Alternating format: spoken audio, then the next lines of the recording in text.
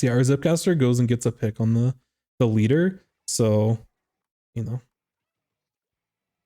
these last two people, the Tetra and the Splash Neo, we're able to push them very freely because, again, leader's still definitely down. So our timing window of getting sniped is at least another couple of seconds. So we can continue to push these people.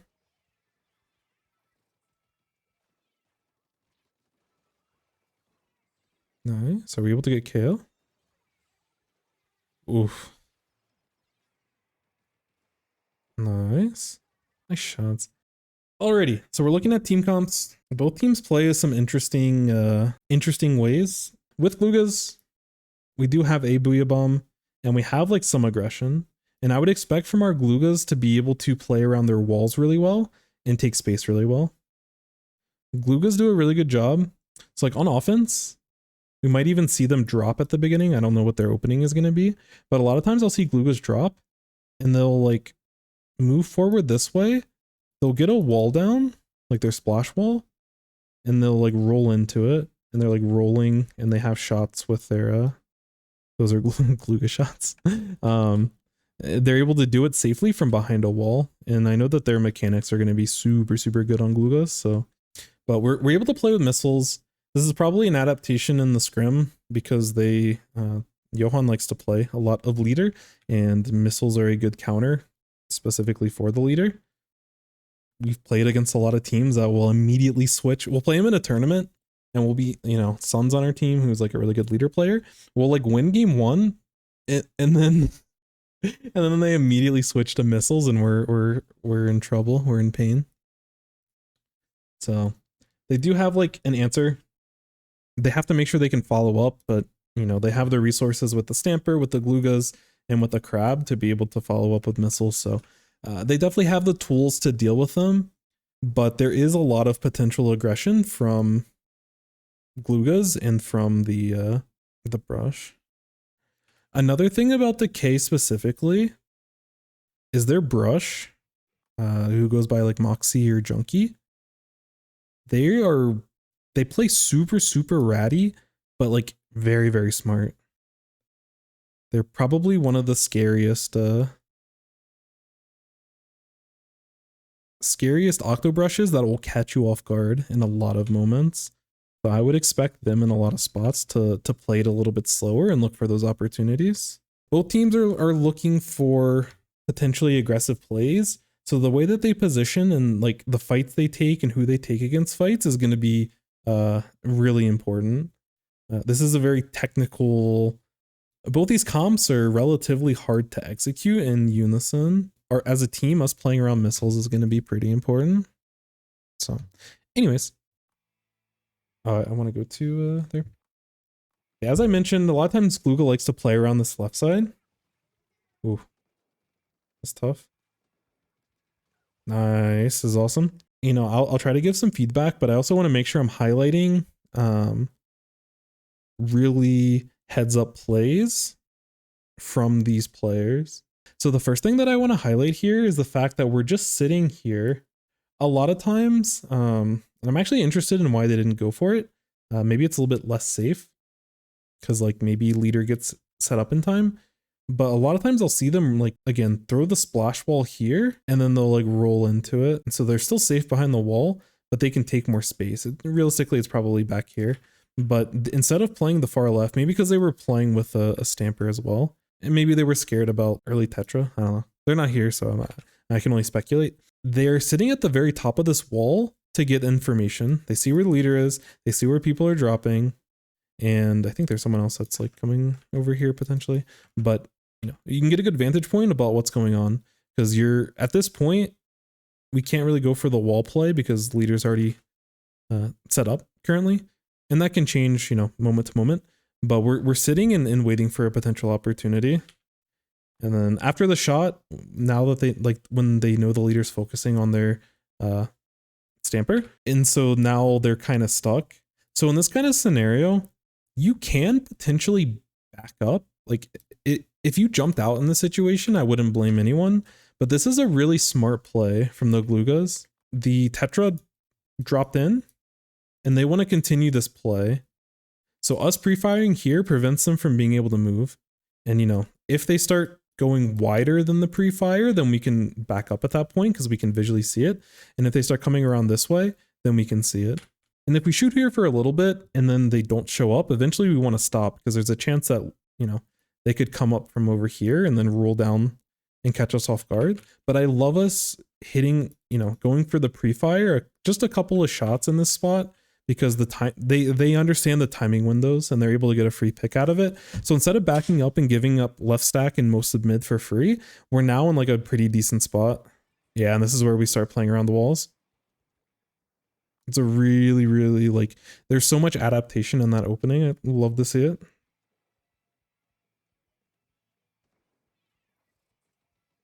Yep.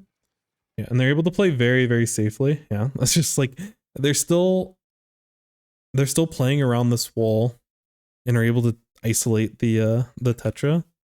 It's just so good. I don't know if the Tetra should have actually gone in there, but it's so good. And now we're able to take bats and now the enemy team is uncomfortable. So assuming that there's a 3v2 in mid, I feel like the rest of their team is able to, you know, take tower and be able to push pretty easily. But now I think our goal is to just kind of survive in bats until the rest of our team can start pushing up. Or if we have other specials, you know, maybe we can push in with missiles. But we already have so much control. We should be able to take the first checkpoint for free. So we kind of just want to chill in their bats for a while. Bomb's unfortunate. So we're unable to get the checkpoint, but we're still in control. Yep. Perfect wall play. Just so good. We were able to cut off the person up here. We're a little bit lucky that this person doesn't splat us, but you know, we're doing a great job of cutting off angles of perceived threats and, you know, where threats would likely be. And even if we were to trade there, we're still in a great spot as a team. But the fact that we got that clean and we're able to use Booyah to survive is super, super sick. Now the enemy team's in a very uncomfortable position, but they do a good job of using specials. We outplay the Tetra a little bit. Don't know. Oh, we already got the pick on the leader. So we're able to push in this spot because the leader's down. See, our Zipcaster goes and gets a pick on the leader. So, you know, these last two people, the Tetra and the Splash Neo, we're able to push them very freely because, again, leader's still definitely down. So our timing window of getting sniped is at least another couple of seconds. So we can continue to push these people.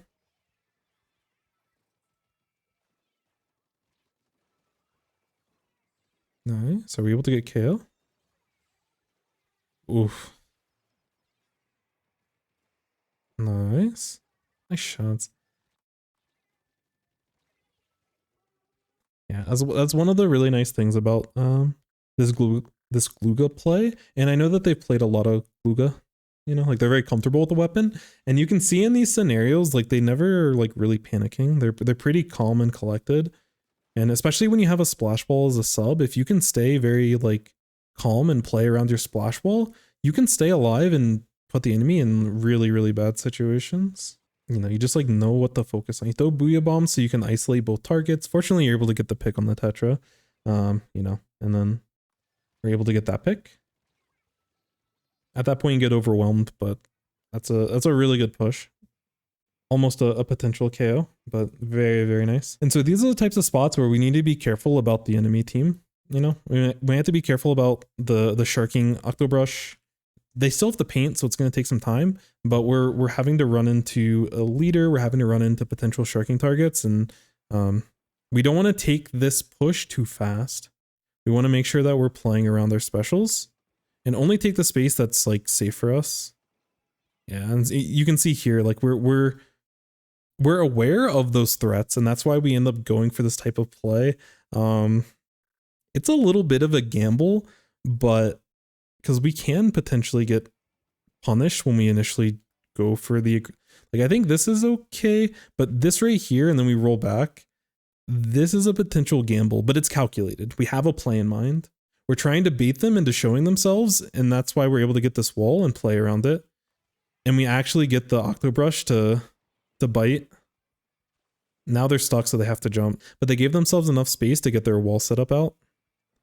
which is where gloogas is very, very comfortable. So I think we were a little bit more comfortable than maybe we thought we could have been. Okay, yeah, there was like maybe a frame or two that we could have seen that they were there, but that's again, that's a heads up play from the splash neo there.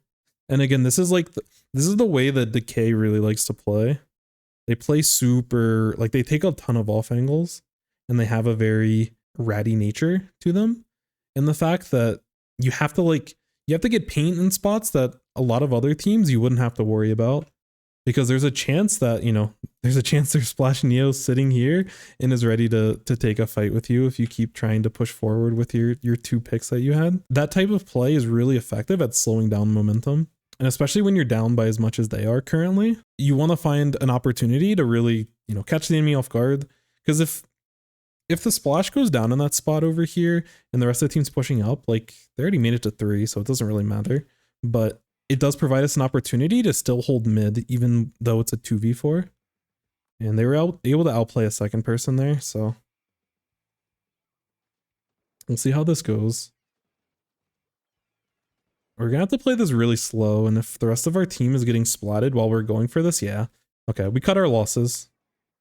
I like the idea. I don't know if we necessarily should have dropped, but I like that we had ended up cutting our losses there, because we knew that there wasn't a play and we have to go back to our team. Reposition in between leader shots. Very good. Yeah. Allow, like, keep moving backwards. They might have potentially traded there, but they move back enough to where the rest of their team can actually support and get the pick. But I was about to say they're very calculated in the way that they move. And then as I say that, the leader ends up catching them. Leader was sitting behind the pole, so it was hard to really see that they had the charge in play, which is unfortunate. But again, doing a great job of playing around the wall. We're close to Booyah Bomb. We should be able to get Booyah Bomb in this spot before they get to our lead. We might not be able to get it before checkpoint, but we should be able to get it to defend. But we're able to win fights and bats, so we're good either way. This is minor, but I'd be a little bit careful. Like after we got marked by Wavebreaker, I'd be a little bit careful about our positioning. There's a chance that we can get sniped by the leader. But I'm actually interested in, like, if the leader was actually watching this. Yeah, because they're having their reposition. Yeah, they're looking for it and you're marked. But I think leader was covering for themselves in case the gloogas was trying to drop. But there's a potential opportunity for them to get picked there, specifically because they were marked. So it's minor, but again, they took a calculated gamble and they were able to have it pay off. Again, still just doing a wonderful job of playing around cover and playing around their walls. Oof. Just tagging them.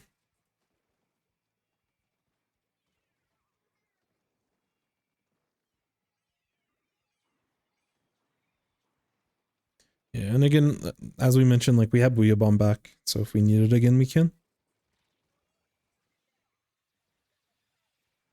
A little bit dangerous, but the 1v1 still isn't that bad for us because we do get splats faster than the Tetras. Sometimes you do just kind of go, like if there's an opportunity that just ends the game, which I think wiping the enemy team there ends the game, I think it's worth taking, especially when they have to have a big push. I don't love this type of play. We're positioning well, but I feel like we're playing with our food a little bit here. But like we were vulnerable there, and like we don't really have an opportunity coming back here to get a wall out. And like in this spot, we still don't have an opportunity to get a wall out. So like we're not able to play around the wall and we're like stuck being out in the open for a while, which feels a little bit scary. Our team has an advantage up top. You know, we have a 4v3, so it's like, whatever. But, you know, while this is happening, we don't know the position of the brush. So like, you know, they could predict our movement and we could get punished in this type of spot. But if we had to force the play, I think we played it about as good as we could. But I don't know if we necessarily have to force in that type of scenario. But obviously we have the confidence to just take the fights, so I respect that. Sometimes, especially with a lead, you have to get the ego fights. If you know you're able to win them, it can help kind of set the tone for the rest of the set, whether it's a tournament or a scrim or whatever the case is. So there is a little. I feel like there's a little bit of metagaming and maybe a little bit of ego to some of these fights. But obviously, you know, they're a very, very good glooga player. Yeah, and we're just stalling them off the power. Yeah. Really, really nice game. Awesome use of gloogas and like playing around walls and taking cover around the walls is really, really, really good. Some of our risks were maybe too much of a gamble in certain scenarios.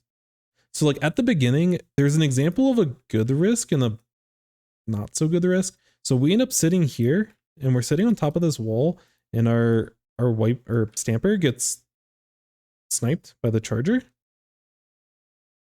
And then we roll back because we're in a bad situation. We end up rolling back here and pre-firing this spot. And like, I love this idea. The percentage of winning certain fights end up less likely than the percentage of winning the match, which this is something that's super, super hard to evaluate. And hopefully it like makes sense. But there were some fights that we took. I'll try to find one a little bit later. But it was kind of usually it was after we got our 3 push. Like when we pushed them to 3, I feel like we were taking some ego fights later on in the game, which it potentially opens up opportunities for the enemy team to get back into the game. We didn't necessarily need to take fights, but even then, like the gambles were still quite calculated. You know, this jump in is another example where I think if we play a little bit deeper, like a little bit farther back, we don't have to worry about these. And like, we don't have to worry about leader right now because leader's up here. So we can just hold this left side. Like we can keep them on their plat for a long time, but we end up extending on them where we see, and like we've seen this missile for a while, but we know that there's multiple people up here. So like we don't have a wall and we're rolling into 3 of them. And like for a while, we've known because of missiles that we're going into 3 of them. So because of that, and we don't have a wall for the leader, this just feels like a lower percentage type play. Like I like the idea because we're following up on the missiles and there's a good chance we can potentially get a pick. But if we're able to play it so like we're pre-firing like this specifically, and then if they, you know, realistically we don't get the pick, but if we just like force them to either, you know, if they drop on us, then we get the splat. Otherwise they're still stuck up there. I think that's fine. But we push that boundary a little bit too much in certain scenarios. Which I guess is the other part of it is timings on leader. 90% of the game, their movement is like right before this play, their movement was flawless through the leader. So it's not something that they messed up consistently, but there are a couple of spots specifically that they ended up getting picked by the leader or almost got picked by the leader. So another example is when they ended up, when they got hit by the wave breaker after they held. It's this scenario here where like this play while you're marked and while you know leader's sitting in mid, this is definitely risky because if they held their charge until this moment, they probably can still get an angle on you to actually splat you. Our spacing and the way that we played around walls and ledges is very, very, very good just this entire game. Actually make gloogas threatening, which is impressive. I think, and again, as a team, I think y'all like played important positions and like used your specials for very specific reasons. And you know, when you use missiles, the rest of your team was ready to follow up on it, which was awesome. On your initial push, we identified and we timed our zipcaster. Once we got an initial pick, we zipcastered toward the leader and we ended up getting a clean kill on the leader, which allowed the rest of our team to just move forward toward the enemy goal, which allowed us to get that push to 3. This is a team that really understands how to like go for the knockout.